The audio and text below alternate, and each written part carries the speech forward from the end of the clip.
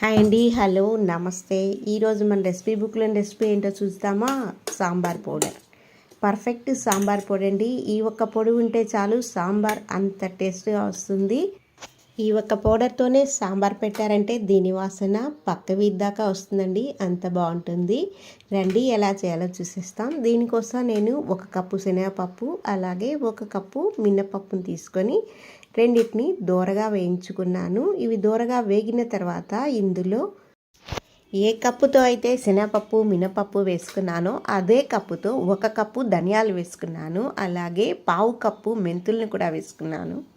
Spoon లెక్కలో చెప్పాలంటే 1 table spoon మెంతులండి. అలాగే 1 టీ స్పూన్ మిరియాలు, అలాగే 1 అర టీ స్పూన్ దాకా ఆవాలు వేసుకొని వీటన్నిటిని కలిపి దోరగా వేయించుకోవాలి.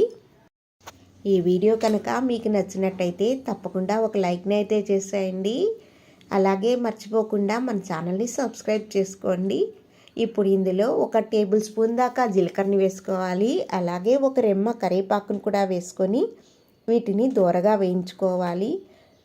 కలర్ అయితే మారకూడదండి, రెడ్ కలర్ వచ్చే వరకు వేయించుకోవాలి.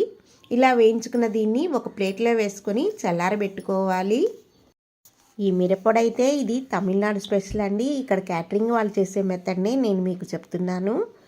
ఇప్పుడు ఇందులో 100 గ్రాముల దాకా మిరపకాయలు కూడా వేసుకోవాలి. మీరు లార్జ్ క్వాంటిటీలో చేసుకుంటే వీటన్నిటి లిస్టు నేను ఆల్రెడీ ఒక వీడియో పెట్టున్నానండి. దాన్ని అయితే మీకు లింక్ డిస్క్రిప్షన్లో ఇస్తాను, చూసేయండి. ఇలా వేగిన ఈ ఎండుమిరపకాయని నూనె అయితే వేసుకోనక్కర్లేదండి. నూనె వేసారంటే చిక్కు వాసన వచ్చేస్తుంది. ఈ మిరప్పొడి ఇది చేసుకుంది మనకు 15 డేస్ దాకా అయితే వస్తుందండి. నాకైతే ఇది దాదాపు 15 డేస్ అయితే వస్తుంది. ఇప్పుడు ఈ ఎండుమిరపకాయని స్టవ్ ఆఫ్ చేసి దీన్ని కూడా చల్లారబెట్టేసుకుందాం. ఇప్పుడు ఒక మిక్సీ జార్ తీసుకోవాలి. అందులో మనం ముందుగా వేయించుకున్నటువంటి పప్పుల్ని కూడా వేసుకొని 1 టీ స్పూన్ దాకా ఇంగువ, అలాగే 1 టీ స్పూన్ దాకా పసుపును కూడా వేసుకోవాలి. మిక్సీ జార్ అయితే తడైతే ఉండకూడదండి. ఇప్పుడు ఇందులో మనం ముందుగా వేయించుకున్నటువంటి మిరపకాయలను కూడా వేసేసుకుందాం. నేను ఈ 100 గ్రాముల మిరపకాయలకి నేను తీసుకున్నటువంటి ఇంగ్రీడియంట్స్ని టేబుల్ స్పూన్ మెజర్మెంట్లో మీకు డిస్క్రిప్షన్లో ఇస్తాను, చెక్ చేసుకోండి. ఇప్పుడు దీన్ని మిక్సీ పట్టుకుందాం. చూసారు కదా, ఫైన్ పౌడర్ లాగా ఉండాలండి, బరకైతే ఉండకూడదు. బరకగా ఉంది అనిపిస్తే ఒకసారి అయితే జల్లెడ పట్టుకొని మరోసారి మిగిలిన దాన్ని మిక్సీ పట్టుకోండి.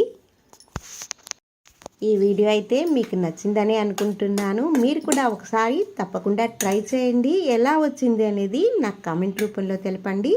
మరో వీడియోలో మళ్ళీ కలుసుకుందాం.